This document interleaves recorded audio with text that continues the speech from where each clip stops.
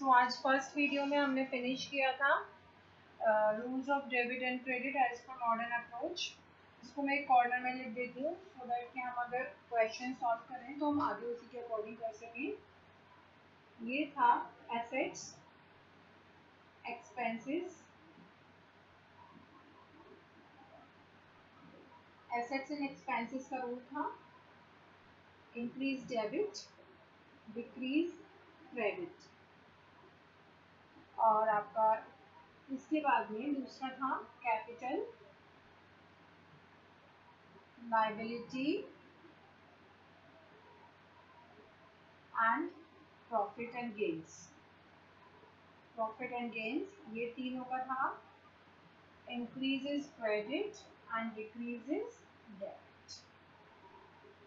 Rules हम एक तरफ लिखेंगे, अकॉर्डिंगली हम जर्नल्स करते चले जाएंगे। ठीक है, एक हमने 4 चीजें और ली हुई थी कल वाले लेक्चर में, मतलब अभी जो लेक्चर लिया था प्रीवियस लेक्चर में, उसमें हमने आपको एक एक्रूड इनकम लिया था। उसके अलावा 3 कैटेगरी और होती है, वो भी हम क्लियर कर देते हैं। एक तो होती है कैटेगरी आउटस्टैंडिंग। आउटस्टैंडिंग में 2 हो गए, outstanding income and outstanding expenses. I think accrued, outstanding को एक्रूड भी बोलते हैं। ये अभी प्रीवियस वीडियो में कवर किया है। मैंने कहा था मैं आगे कवर करूंगी, बट मैं आगे उसको आपको बता नहीं पाई थी, तो वो मैं बता देती हूँ। आउटस्टैंडिंग या एक्रूड में भी 2 हो गए, इनकम या एक्सपेंसेस। एक होती है एडवांस। एडवांस में भी 2 होते हैं, advance income and advance expenses. I think last में हमने बस ये एक्रूड इनकम आपको बताया था, फिर ये 3 कैटेगरी में बताने वाली थी। मैंने सोचा मैं इसको नेक्स्ट वीडियो में कवर करूंगी, तो ये मैंने कवर नहीं किया था। मैं ये आपको ये बता देती हूँ ये क्या है। आउटस्टैंडिंग होता है जो ड्यू हो गया है, मतलब ड्यू हो गया है आज और मिला नहीं है आपको। जैसे सपोज करो आज की डेट है 22 सितंबर 2020। आज की डेट में आपको कोई इनकम रिसीव होनी थी या कोई एक्सपेंस आपको पे करना था। ड्यू हो गया, आज हो गया, अकर हो गया, लेकिन आपको वो इनकम अभी मिली नहीं है और वो एक्सपेंस भी आपने अभी पे नहीं किया, तो इसको कहते हैं आउटस्टैंडिंग या एक्रूड।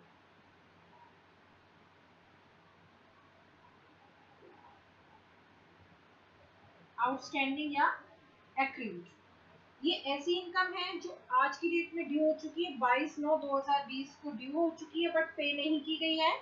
और ये ऐसा एक्सपेंस है जो आज की डेट में ड्यू हो गया है लेकिन वो रिसीव नहीं, पे नहीं किया गया है। ये रिसीव नहीं हुई है, ये पे नहीं की गई है। तो ये ऐसी इनकम या एक्सपेंस जो ड्यू तो हो चुके हैं बट एक्चुअली रिसीव या पे नहीं किए गए हैं, फ्यूचर में रिसीव होंगे या फ्यूचर में पे किए जाएंगे, वो आउटस्टैंडिंग इनकम, आउटस्टैंडिंग एक्सपेंसेस में आते हैं। तो आउटस्टैंडिंग इनकम्स क्या हुई? ऐसी इनकम्स जो ड्यू हो चुकी है प्रेजेंट में बट रिसीव नहीं हुई है, फ्यूचर में रिसीव होंगी। आउटस्टैंडिंग एक्सपेंसेस वो एक्सपेंसेस होते हैं जो ड्यू तो हो चुके हैं, एक्सपेंस इनकर हो चुके हैं बट वो हमने अभी एक्चुअली पे नहीं किए, कैश पे नहीं किया, जो फ्यूचर में पे किया जाएगा, इनकर हो चुका है। तो ये तो हमारे लिए होती है लायबिलिटी और ये होती है एसेट्स। ये मैंने आपको पिछली वीडियो में फर्स्ट वाला बताया था, सॉरी ये वाला बताया था एडवांस इनकम वाला, वो उस पर भी मैं आती हूँ। ठीक है, रिसीव नहीं हुई है एक्रूड इनकम बट फ्यूचर में रिसीव होगी। ठीक है, अब एडवांस पर आते हैं। एडवांस मतलब जो कि अभी ड्यू नहीं हुआ है, ड्यू होगा सपोज 22 अक्टूबर को, ड्यू होगा 22 अक्टूबर को बट आज यानी कि 22/09 को रिसीव हो गया है या पे कर दिया है। अगर एक्सपेंस है तो पे कर दिया है और अगर इनकम है तो रिसीव हो चुका है। मतलब जो टाइम से पहले रिसीव हो गया, 1 मंथ एडवांस में रिसीव हो गया, ड्यू अभी नहीं हुआ, ड्यू होगा इस डेट को लेकिन रिसीव और पेड हो चुका है इस डेट को। ठीक है, ऐसी इनकम जो एडवांस में रिसीव हो गई है या ऐसा एक्सपेंस जो एडवांस में पे कर दिया उसको क्या कहते हैं? इनकम जो आपको एडवांस में रिसीव हो जाती है वो आपके लिए हमेशा लायबिलिटी होती है, और ऐसा एक्सपेंस जो एडवांस में आप पे कर देते हैं या फिर इसको एडवांस या प्रीपेड भी बोलते हैं, ये आपके लिए एसेट होता है। तो आई थिंक पिछले वाले क्लास में हमने इनमें से कोई एक कवर किया था, बाकी के कवर नहीं किए थे। हमने आई थिंक ये वाला कवर किया था, accrued income asset, last video में। उसके बाद में हमने कवर नहीं किया था। तो ये हमारे 4 और ऐसे एसेट और लायबिलिटी जिसमें मोस्टली बच्चों को कंफ्यूजन रहता है, आउटस्टैंडिंग इनकम एंड एक्सपेंस और एडवांस या प्रीपेड इनकम एंड एक्सपेंस। तो ये आपको यहाँ से क्लियर हो जाना चाहिए किस अकाउंट पे आएंगे, जिससे कि आप फ्यूचर में इसकी एंट्री पास कर सकें। ठीक है, एडवांस मतलब ड्यू नहीं हुआ है, नॉट ड्यू बट रिसीव्ड या पे हो चुका है, मतलब कैश रिसीव हो गया है या पे हो गया है बट ड्यू नहीं हुआ है। आउटस्टैंडिंग क्या होता है? ड्यू हो चुका है बट नॉट रिसीव्ड और पेड। ठीक है, सो अब इसके बाद में मैं आपको बता रही हूँ कुछ एंट्रीज। यहाँ मैक्सिमम मैंने आपको कवर कर दिए कि एसेट्स के अंदर क्या आएगा और लायबिलिटीज के अंदर क्या आएगा और कैपिटल के अंदर क्या आएगा, और मतलब पांचों हेड्स के अंदर क्या आएगा। अब मैं एक एक करके इसके क्वेश्चंस लेती हूँ। पहले एक ले लेते हैं हम। Ram started business with cash ₹10 lakh. अब इसमें जब भी हम जर्नल एंट्री बेटा पास करेंगे एज पर मॉडर्न अप्रोच या ट्रेडिशनल अप्रोच, कैसे भी करेंगे, सबसे पहले तो आप कंसिडर करिए अपने आप को बिजनेस व्यू पॉइंट से कि मैं जिसकी बुक्स ऑफ अकाउंट्स में, जैसे कि सपोज करो मैं हूँ मैसर्स राम प्रकाश, मेरा बिजनेस इस नाम से है, तो आप अपने आप को राम प्रकाश भी कंसिडर मत करिए। राम प्रकाश आपका ओनर, उसने आपको कैपिटल प्रोवाइड किए। मैसर्स राम प्रकाश कंसिडर करिए कि मैं मैसर्स राम प्रकाश हूँ और मेरे व्यू पॉइंट से क्या मेरे पास आ रहा है, क्या जा रहा है। सबसे पहली चीज इसमें क्लियर रहिए, जब आप अपने आप को बिजनेस एंटिटी कंसिडर करेंगे, कौन सी बिजनेस एंटिटी, जिसके बुक्स ऑफ अकाउंट में आप ये एंट्री कर रहे हैं। आप ये एंट्री कहाँ कर रहे हैं? हम सबसे पहले हेडिंग यही लिखते हैं, journal entry in the books of accounts of Messrs Ram Prakash. तो जिसकी बुक्स ऑफ अकाउंट्स में आप एंट्री कर रहे हैं, जिसकी बुक ऑफ अकाउंट्स में आप जर्नल एंट्री कर रहे हैं, आप अपने आप को वही कंसीडर करिए और सोचिए मैं वही हूँ, और फिर उस हिसाब से आप एंट्री पास करिए, तो बहुत आराम से आप कर पाएंगे, आपसे कभी कोई मिस्टेक नहीं होगी। जैसे देखते हैं यहाँ पे, Ram started business with cash ₹10 lakh. Ram ने स्टार्ट किया बिजनेस। अब इस बिजनेस के व्यू पॉइंट से आप देखिए इस बिजनेस के पास क्या आ रहा है, क्या जा रहा है, कौन से दो अकाउंट जो इफेक्ट हो रहे हैं। सबसे पहले देखेंगे, दो या दो से ज्यादा भी हो सकते हैं कभी कभी। सबसे पहले देखेंगे कि इस बिजनेस के व्यू पॉइंट से कौन सी दो अकाउंट है जो इफेक्ट हो रहे हैं। फिर देखेंगे वो दो अकाउंट इनमें से कौन सी एक कैटेगरी में आते हैं, कहाँ आते हैं, वो कहाँ फॉल करेंगे, अकॉर्डिंगली डेबिट क्रेडिट रूल लगाएंगे और एंट्री पास करेंगे। तो 3 स्टेप हो गए। पहला step, identify those accounts which are being affected, identify 2 और मोर अकाउंट्स, ज्यादा भी हो सकते हैं, दो से ज्यादा। अगर दो से ज्यादा अकाउंट अफेक्ट होते हैं तो कंपाउंड एंट्री होती है। आइडेंटिफाई 2 और मोर अकाउंट्स टू बी अफेक्टेड। उसके बाद दूसरा स्टेप है classify those accounts into either of 5 categories. कौन सी 5 कैटेगरीज? ये वाली 5 categories, assets, expenses, capital, liability या प्रॉफिट। क्लासिफाई करने के बाद कि वो किस कैटेगरी में आएंगे, then apply debit credit rule. 3 step आपको फॉलो करने हैं, उसके हिसाब से आप एंट्री पास कर पाएंगे। तो सबसे पहले यहाँ पे 2 अकाउंट इफेक्ट हो रहे हैं। राम ने बिजनेस स्टार्ट की, सबसे पहले तो हमें दिख रहा है कैश इफेक्ट हो रहा है। राम ने बिजनेस स्टार्ट किया विद कैश, तो सबसे पहली चीज हमें यहाँ ये दिख रही है कि कैश इफेक्ट हो रहा है। दूसरी चीज हमको दिख रही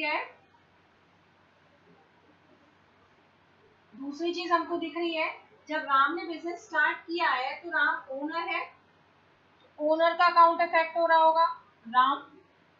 राम ने हमें कुछ पैसा दिया है, तो ये 2 अफेक्ट हो रहे हैं यहाँ पर अकाउंट, एक तो कैश और एक राम। अब देखना ये राम जो कि प्रोप्राइटर है या ओनर है, प्रोप्राइटर या ओनर, ठीक है। ओनर के अपने अकाउंट को उसके नाम से ना लिखकर हमेशा कैपिटल के नाम से लिखा जाता है। तो ये अकाउंट राम या ओनर के नाम से ना लिखकर कैपिटल के नाम से लिखा जाएगा। ये हमेशा के लिए याद कर लीजिए, जब भी कोई बिजनेस स्टार्ट होता है और कैपिटल बिजनेस में इंट्रोड्यूस की जाती है तो उस पर्सन का नाम अफेक्ट होता है, ओनर का अकाउंट अफेक्ट होता है, बट उसको राम ओनर ना लिख करके कैपिटल अकाउंट लिखते हैं। कैपिटल का मतलब है ओनर का अकाउंट। तो यहाँ पे कौन कौन से अकाउंट इफेक्ट हो रहे हैं? पहला तो अकाउंट ये और दूसरा अकाउंट ये 2 अकाउंट इफेक्ट करें। अब देख लेते हैं कौन सा किस कैटेगरी में आएगा। कैश हमारे लिए एसेट होता है, तो ये तो इस वाली कैटेगरी में आ गया। कैपिटल अकाउंट वो इस कैटेगरी में आ गया। कैपिटल तो सेल्फ एक्सप्लेनेटरी है कि इसमें आ जाएगा। अब इसमें हम देख रहे हैं ये कैश इंक्रीज हो रहा है या डिक्रीज हो रहा है। राम ने बिजनेस स्टार्ट किया, हमारे बिजनेस में कैश 0 था, 0 से होकर हमारा बिजनेस 10 कैश बैलेंस 10 लाख तक पहुंच गया, तो कैश इंक्रीज हुआ। तो जब भी कोई एसेट इंक्रीज होती है हम कह रहे हैं डेबिट होती है, तो ये डेबिट हो जाएगी क्योंकि ये कैश इंक्रीज हो रहा है, 0 से 10 लाख तक जा रहा है, इंक्रीज हो रहा है, तो ये डेबिट हो रहा है। और कैपिटल, अब जब राम ने बिजनेस स्टार्ट किया तो कैपिटल बिजनेस में इंट्रोड्यूस हुई, तो कैपिटल अकाउंट क्या हुआ? कैपिटल अकाउंट भी इंक्रीज हो गया, कैपिटल भी 10 लाख बढ़ गई, कैपिटल भी इंक्रीज हुई। पहले 0 कैपिटल, जब 0 से इंक्रीज होगी तो कैपिटल इंक्रीज होगी। कैपिटल देखिए जब भी इंक्रीज होती है तो क्रेडिट होती है, रूल ये रखा हुआ है आपके सामने। तो इसकी एंट्री होगी cash account debit to capital account. Entry करने के लिए हम इसको किस तरह से लिखते हैं? सबसे पहले डेट डालते हैं, पहले लिखेंगे journal entries in the books of Messrs Ram, जो भी आपकी कंपनी का नाम है। फिर डेट डालेंगे, फिर पर्टिकुलर्स डालेंगे, पर्टिकुलर्स के बाद में डालेंगे लेजर फोलियो, फिर डालेंगे डेबिट अमाउंट, फिर डालेंगे क्रेडिट अमाउंट। डेबिट अमाउंट, फिर डालेंगे क्रेडिट अमाउंट। ये इसका फॉर्मेट होता है जर्नल्स का। अब हम देखते हैं इसको, ये एंट्री हुई, कैश तो हो रहा है डेबिट, कैपिटल हो रहा है क्रेडिट। इसको लिखने का तरीका, यहाँ पर आप डेट डालेंगे, जिस भी डेट को इसने बिजनेस स्टार्ट किया। सपोज करो इसने 1 जुलाई को बिजनेस स्टार्ट किया है, तो डेट डालिए। पर्टिकुलर्स में डालेंगे आप कैश अकाउंट डेबिट, डेबिट को पहले लिखते हैं, क्रेडिट को बाद में लिखते हैं, थोड़ा सा स्पेस देकर लिखते हैं, और क्रेडिट को 2 से स्टार्ट करते हैं। डेबिट लिख करके उसके नाम के आगे डीआर लगा देते हैं, थोड़ा स्पेस देकर। दूसरी लाइन में क्रेडिट वाला अकाउंट लिखते हैं, स्पेस देकर 2 से स्टार्ट करते हैं, उसको क्रेडिट हो रहा है कैपिटल।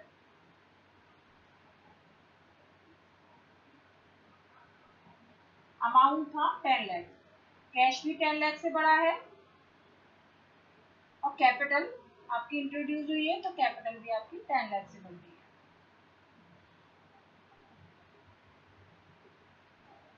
इस तरह से आप इसकी एंट्री पास करेंगे। फिर आप लिखेंगे ब्रैकेट में narration, being business started with cash ₹10 lakh, यहाँ पर लिख देंगे आप। तो ये नरेशन हो गई आपकी, एक एंट्री हो गई। उसके बाद में दूसरा देख लेते हैं।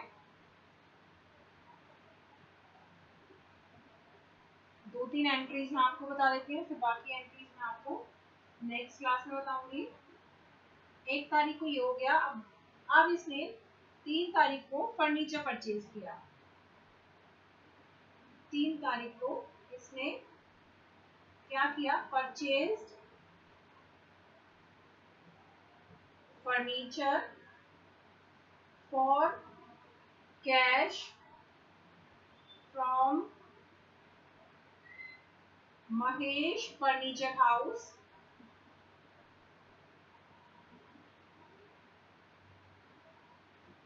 ₹1,50,000। इसकी एंट्री के लिए हम पहले देखेंगे यहाँ पे कौन से 2 अकाउंट इफेक्ट हो रहे हैं। 3 स्टेप है।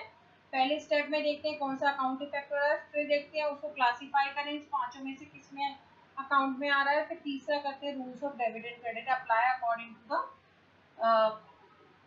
Category in which account follow. सबसे पहले हम देखते हैं क्या फर्नीचर अफेक्ट कर रहा है और दूसरा कैश अफेक्ट कर रहा है। इसके अलावा तो कोई नहीं दिख रहा। फर्नीचर या कैश क्या हो रहा है? हमारा फर्नीचर भी एसेट है और हमारा कैश भी एसेट है, तो इसमें फॉल करेगा, रूल ये वाले लगेंगे। फर्नीचर, जब आपने फर्नीचर परचेज किया तो आपका फर्नीचर का बैलेंस 0 था। 0 से लेके बढ़ गया फर्नीचर, 1.5 लाख का फर्नीचर आपने ले लिया, तो इंक्रीज हो रहा है। ये इंक्रीज किया तो डेबिट। जब आपने फर्नीचर परचेज किया तो आपने महेश फर्नीचर हाउस को 1,50,000 रुपए दिए, तो आपका जो कैश बैलेंस पहले जो 10 लाख था वो थोड़ा सा नीचे गिर गया, डाउन हो गया। कैश बैलेंस कम हुआ, तो कैश बैलेंस कम होने से क्रेडिट, एसेट है कैश, एसेट कम होती है तो क्रेडिट। तो आपकी एंट्री आ गई furniture account debit to cash account. 3 तारीख की एंट्री होगी furniture account debit to cash account.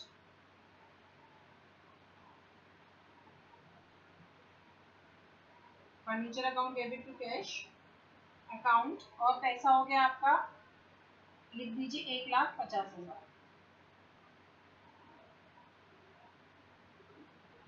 एक एंट्री यहीं पर ही बता देती हूँ, अगर ये वर्ड नहीं लिखा होता फॉर कैश तो आप इस एंट्री को कैसे पास करते हैं।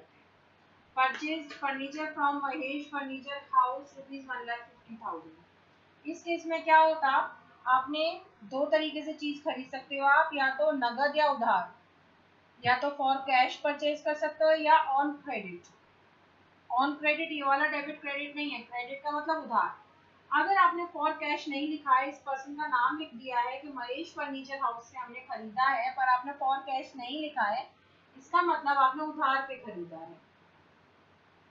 उधार पे खरीदने का मतलब अभी आपने कैश नहीं दिया है,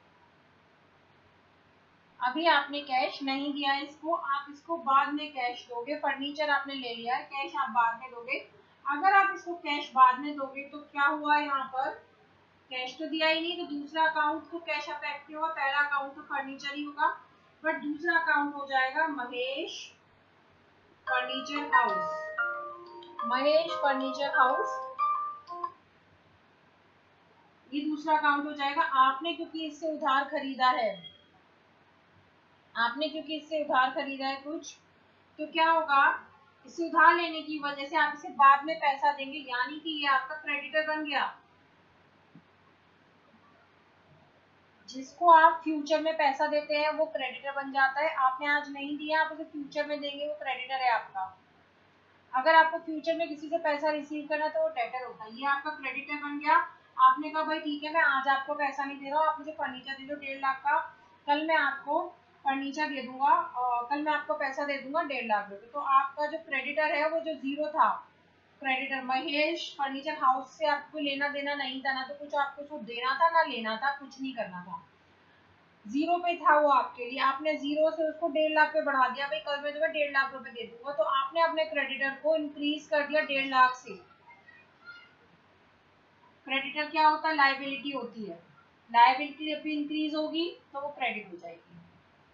तो आपने क्या किया, यहाँ पे अपना क्रेडिटर को इंक्रीज कर दिया कि 0 से है भाई, अब तुम 1.5 लाख तक पहुंच जाओ, 1.5 लाख रुपए तुम्हारा बैलेंस हो गया हमारे पास, हम तुम्हें कल दे देंगे। तो आपने अपने क्रेडिटर को 1.5 लाख रुपए से बढ़ा दिया। जब आपने अपना क्रेडिटर बढ़ा दिया, क्रेडिटर होता है लाइबिलिटी, तो जब भी लाइबिलिटी इंक्रीज होगी क्रेडिट, तो इसका सीधा रूल आ गया आपका, वो एंट्री निकल के आ गई, furniture account debit to Mahesh furniture house. किसी के नाम के आगे अकाउंट वर्ड नहीं लगाते हैं, तो आप यहाँ लिखेंगे महेश फर्नीचर हाउस, अकाउंट नहीं लिखेंगे आप, टू महेश फर्नीचर हाउस, हो गया 1.5 लाख रुपए। तो आप ये ध्यान रखिए, फॉर कैश दिया या नहीं दिया, अगर फॉर कैश दिया है तो क्या एंट्री होगी, फॉर कैश नहीं दिया है तो क्या एंट्री होगी आपकी। ठीक है, तो अभी मैंने आपको 3 मेजर एंट्रीज बता दी हैं, 3 मेजर एंट्रीज बता दी हैं। एक तो मैंने आपको बताई है बिजनेस स्टार्ट करने की, एज पर मॉडर्न अप्रोच ही बताया आपको। दूसरा मैंने आपको बताया है कि अगर आप कोई एसेट खरीद रहे हैं तो आप किस तरह से एंट्री करेंगे, एसेट अगर कैश पे खरीद रहे हैं तो कैसे करेंगे, और एसेट अगर आप उस पे खरीद रहे हैं क्रेडिट पे यानी उधार पे तो कैसे करेंगे। एक बार मैं आपको रूल्स यहाँ पर और क्लियर कर देती हूँ मॉडर्न अप्रोच का, ये आप कॉपी कर लीजिए। ये डेबिट साइड होती है हमेशा हर अकाउंट की, क्रेडिट होती है, सारे इंक्रीज यहाँ आएंगे, सारे डिक्रीज यहाँ आएंगे, ये एसेट अकाउंट। ये मैं आपको यहाँ पर पांचों का क्लियर करती चली जा रही है। एसेट्स हो गया, और एक्सपेंस,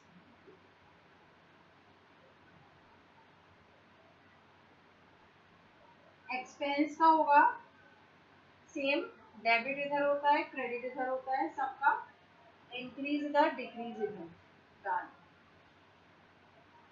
लायबिलिटी अकाउंट,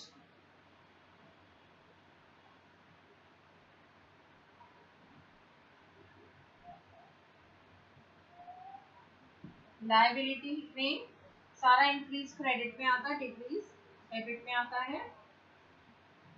सेम आपका कैपिटल अकाउंट, और ऐसे ही आपका प्रॉफिट अकाउंट हो जाएगा।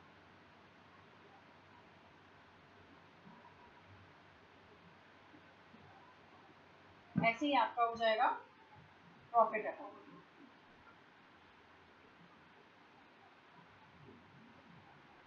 प्रॉफिट में क्या आएगा, इसमें भी यही होगा, डेबिट क्रेडिट, सारा इंक्रीज यहाँ, सारा डिक्रीज। ये पूरा हो गया आपका एक समरी फॉर्म मॉडर्न अप्रोच की। So thank you all for today.